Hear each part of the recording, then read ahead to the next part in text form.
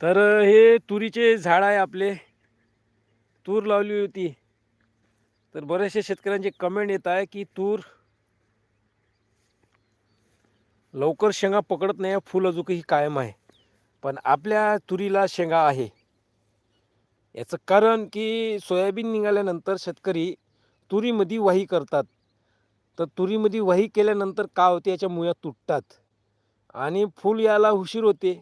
मग मुळ्या कमी कमी झाल्या, कमी तुटतात. तर तुटल्यामुळे काय होते, जमिनीतून पोषक तत्व बरोबर भेटत नाही. त्या कारणाने काय होते, फुलच राहते आणि शेंगा स्लो प्रमाणात धरते.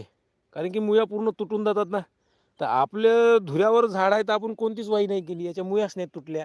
म्हणून आपल्या तुरीला शेंगा आहे.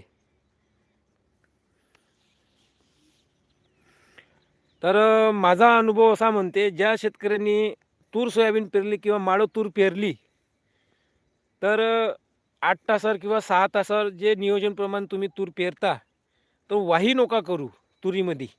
कोणतीच वाही नका करू. तणकट झाले असेल, मजुराच्या सहाय्याने कापून घ्या आणि तणकट होऊ नका देऊ खरीप हंगामामध्ये. जसं मी तणकट होऊ दिलं नाही. हे बघा, तणकटच नाही आहे. तणनाशकच मारलं आणि वाही काही केली नाही. तर तुरीमध्ये वाही नका करू.